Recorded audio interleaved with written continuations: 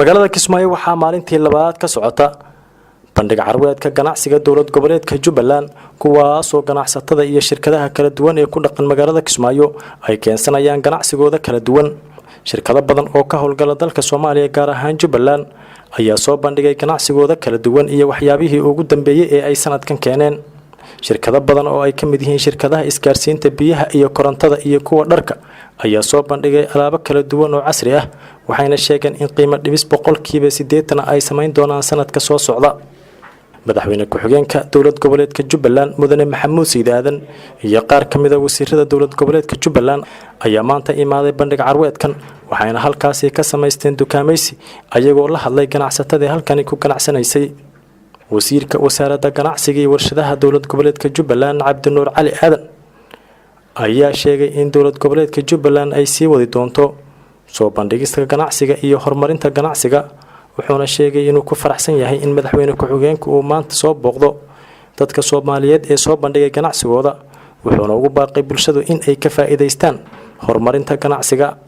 يعني soo dhaweynayda inuu maanta noo yimaado shalay madaxweynaha noo furay maanta madaxweynihii ku-xigeenkii koowaad noo yimid waad garan kartaan culayska iyo sida loo qiimeeyo ama priority loo siinayo abmudaanta loo siinayo ganacsiga iyo horumarinta bulshada reer Jubbaland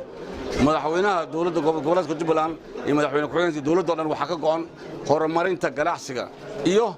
inuu noqdo ganacsiga wax furan oo qof kasta oo wanaag ka shaqeynaya inuu ganacsado wanaag ku ganacsan rabana inuu ka ganacsan karo Jubbaland waxaana sabab u sii ah ilaaha ma hadla amniga ay ka shaqeysay dowladda hormuud ay ugu yimaad madaxda sare ee dalka marka waxa maanta sharaf loo ah shalay madaxweynaha noo furay maanta madaxweyne ku-xigeenka noo yimid oo dukaameysanaya waad garan kartaan marka maxay ahayd maanta ay leedahay maanta in uu yimaado madaxweyne ku-xigeenka aad iyo aad aan ugu faraxsanahay inuu noo yimaado kelmadihii wanaagsanaa ee shacabku u dhihi lahay ama uu ku dhiirigelin lahay wasaaradda. qaar ka mid ah ganacsatada ka soo qayb galay bandhig carwedkan ayaa ka hadlay waxyaabihii ugu dambeeyay ee ay soo bandhigeen in aan siino adeeg walba baahidooda oo meel kasta ugu fududeynay dhanka telefoonada ugu fududeynay daqiiqadaha ugu fududeynay halka kor waxaan kala u fududeynay 4G-gii internetkii leelamadii guriyaha kullu u fududeynay waxa kale loo fududeeyay ka sii daran akoomadii iyo daalo furayay iyo la soo kiciyo ganacsi lagu soo kiciyo waxaan abuurnay ganacsi aan abuureynaa bulshada meel walba ka caawin ka mid ah ganacsi abuuritaanka ka mid ah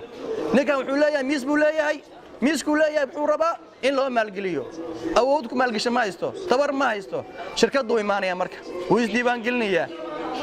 hadduu rabo migar dahab oo qaabilayso oo misleyda uu tala gashay in caawiso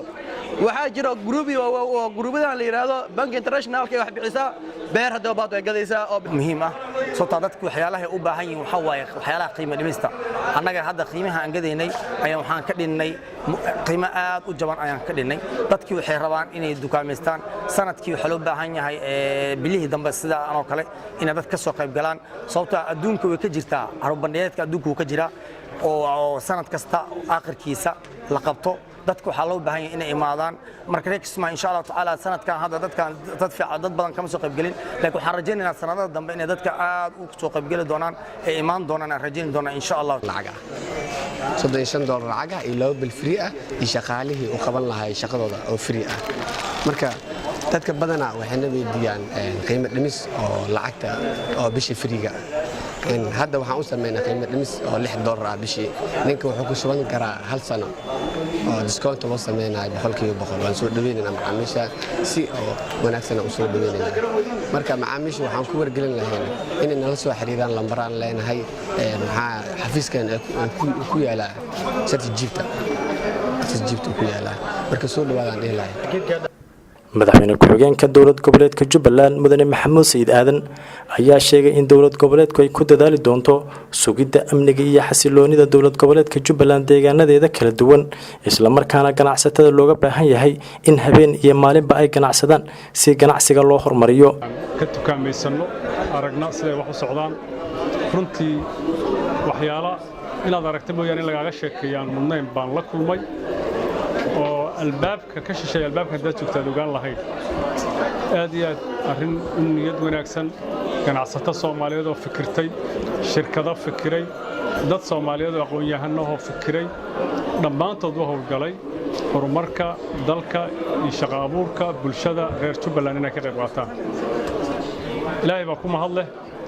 waanu isqaybinaynaa annaga haddaanu nahay maamulkii dowlad goboleedka jubbaland waxaan la xarbinaynaa ammaan la'aantiis waxba lama qaban karo haddii annaga ammaanka aanu aadnay oo dhallinyaro maanta ay dhufaysi ku jiraan geedaha saaran yihiin sida ay ammaankeennu u horumarin lahaayeen oo haddayna jirin ammaan la'aan sababi karo markii aad baan ku mahadcelinaynaa khaasatan dhallinyarada saxaafadda waa idinkaga mahadcelinayaa sidaad waqti u siinaysaan inaad barnaamijkan bandhigtaan oo inta nasiibku yeelateen ay carruurdan timaad maaha inta kalena aad ugu gudbisaan wax meeshan ka socdo aad iyo aad baa mahadsantihiin